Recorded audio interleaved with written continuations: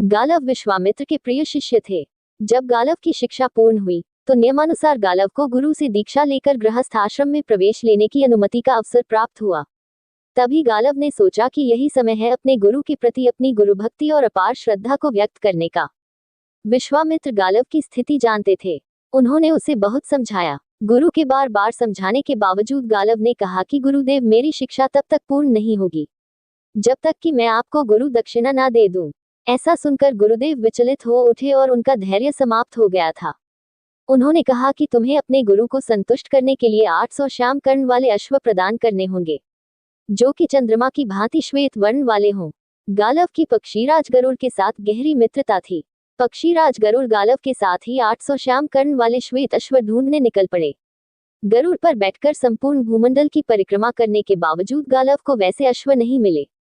तब गरुड़ ने गालव को महाराज ययाति की शरण में जाने की सलाह दी। महाराज ययाति का धरती के राजाओं में अत्यधिक सम्मान था। जब महाराज ययाति को ऋषि गालव और गरुड़ के आने की सूचना मिली तो वह उनका स्वागत करने के लिए द्वार पर पहुंचे। गरुड़ ने राजा ययाति को गालव के बारे में बताया कि गालव को अपने गुरु विश्वामित्र को 800 श्याम कर्ण वाले श्वेत अश्व देने हैं, आप इनकी मदद करें। महाराज ययाति अपने मित्र गरुड़ की बात सुनकर प्रसन्न हुए, लेकिन वे सोच में पड़ गए क्योंकि उनकी स्थिति अब वैसी नहीं थी जैसी गरुड़ सोच रहे थे। अनेक राजसी व्ययों और यज्ञों में उनका कोष खाली हो चुका था। तब उन्होंने अपनी पुत्री माधवी को समर्पित करते हुए कहा कि मेरी पुत्री दिव्य गुणों से अलंकृत है।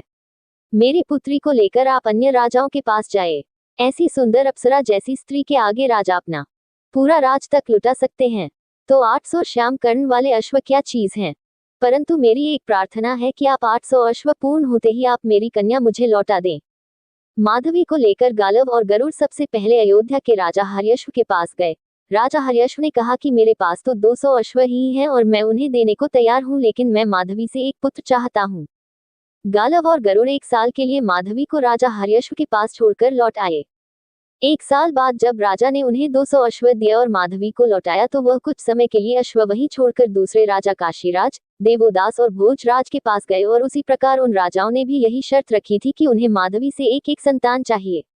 इस तरह 3 साल बीत गए और अब गालव ने भी कई बार माधवी से रमण किया। अब तक गालव के पास 600 अश्व थे और पूरी धरती पर अब श्यामकर्ण वाला एक भी अश्व नहीं था, और साथ ही गुरु विश्वामित्र को दी गई अवधि भी समाप्त हो चुकी थी। अब गरुड़, गालव और माधवी ऋषि विश्वामित्र के पास पहुंचे और उन्हें 600 श्यामकर्ण अश्व देते हुए कहा कि गुरुदेव, आप इन्हें स्वीकार करें और बाकी 200 अश्वों के शुल्क के स्थान पर माधवी को स्वीकार करें। गुरु विश्वामित्र मान गए और पूरे 1 साल तक माधवी के साथ रमण किया। फिर विश्वामित्र को माधवी से एक पुत्र की प्राप्ति हुई, जो उस दौरान अष्टक के नाम से प्रसिद्ध हुआ। इन चारों बालकों की उत्पत्ति के बाद गालव ने माधवी को ऋषि मुक्त कर दिया और स्वयं 1 साल तक माधवी के साथ भोग विलास किया। उसके बाद माधवी को उसके पिता ययाति को वापस सौंप दिया। दोस्तों, माधवी के बारे में ये जान लेना बहुत ही जरूरी है कि माधवी को कौमार्य वरदान प्राप्त था, अर्थात माधवी के साथ जितनी बार भी भोग विलास किया जाए माधवी का शरीर पुनः अपनी कौमार्य अवस्था में आ जाता था। उसके शरीर में किसी प्रकार की शिथिलता नहीं आती थी। दोस्तों, आज के समय ऐसी लड़की हो तो क्या होगा, कमेंट बॉक्स में लिखकर जरूर बताएं। पूरा वीडियो देखने के लिए धन्यवाद। अगर यह कहानी आपको जरा सी भी अच्छी लगी हो तो अपने दोस्तों के साथ इस कहानी को शेयर करें। वीडियो को लाइक करके हमारे YouTube चैनल को सब्सक्राइब कर हमारा सपोर्ट करें।